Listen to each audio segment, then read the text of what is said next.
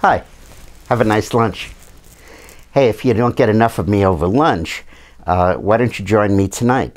They're having a Republican debate being televised on Fox News tonight at 9 o'clock Eastern Time. And while the debate's going on, I will be at my website, dickmorris.com, blogging live. In other words, as each candidate speaks each time, I'll be saying that was a stupid thing to say, or what he's trying to do is this and this, or this is what his strategy is. And it'll be kind of a color commentary on the debate. I'll be sort of the John Madden of the debate coverage. So if you're interested in that, come on and log on. So tune on to Fox and log on to dickmorris.com. We'll have some fun together. And then on Friday night at 9 o'clock Eastern Time, I'm going to be hosting a live webinar about the debate, where I'll speak a little bit about what I think went on, and then take your questions and comments live. And it's free. All you have to do is log on to dickmorris.com at 9 o'clock on Friday night. So let's get our schedule straight. We have lunch today, lunch tomorrow, the debate tonight, and the webinar on Friday. And then a lunch over the weekend, or brunch over the weekend. So stick around. Today I want to talk a little bit about setting the stage for the debate. This debate really is more about the general election than about the primary, because it comes at a moment after the worst week of the Obama presidency.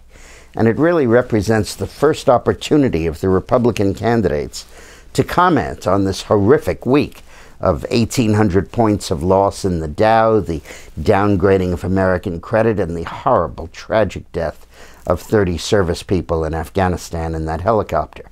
So this really is almost like the Republican response to the State of the Union.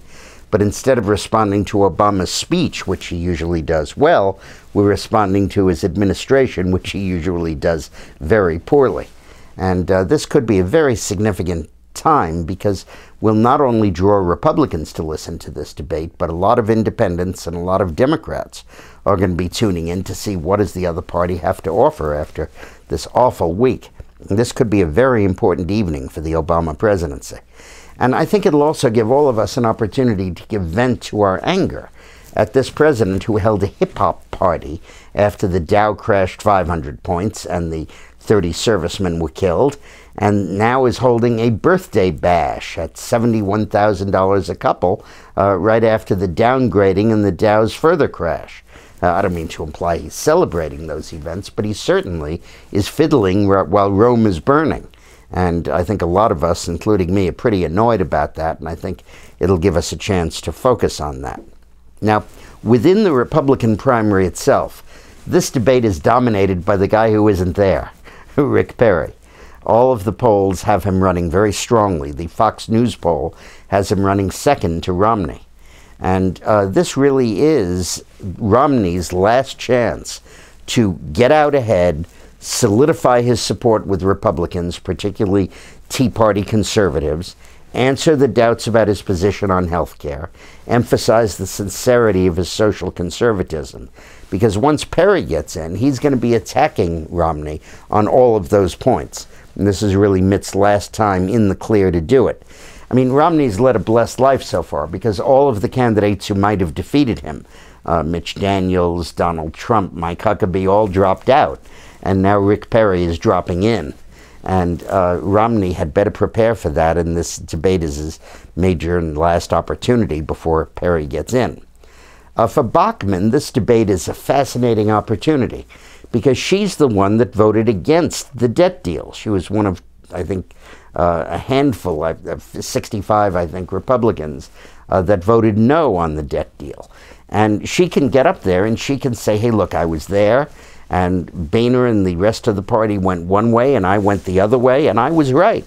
Because of the timidity of this deal, because of its limited approach to spending cuts, because of its refusal to take on entitlements, the market fell apart. We got downgraded in our credit rating.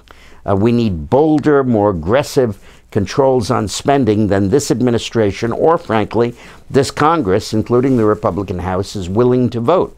And that's a very important position she can stake out and really capture the hearts of the Tea Party people.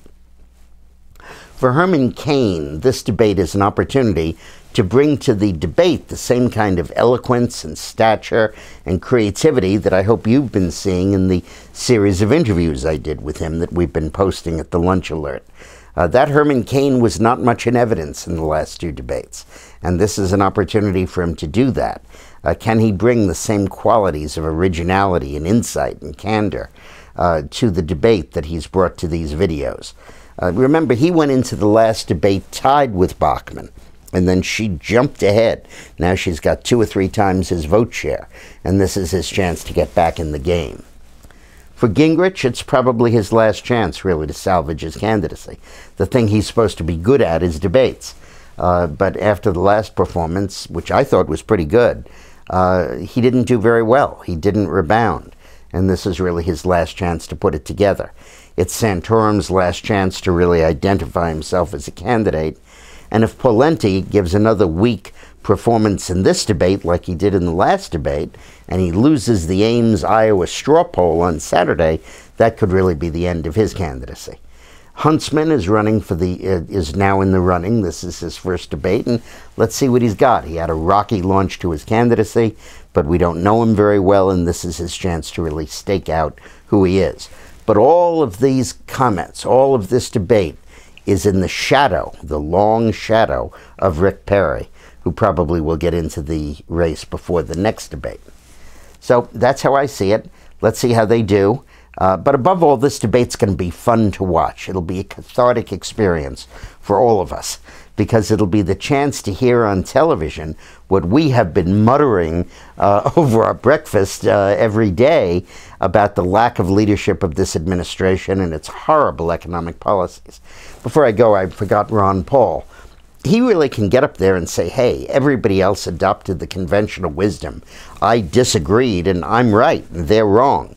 Look at the disaster that following their wisdom has been. Look at the opportunity for change following my approach would be. This is his chance to climb out of being a sort of eccentric right-wing gadfly into the main contention for the Republican nomination. So it's important for him as well. So watch and follow my blog, and I'll see you there.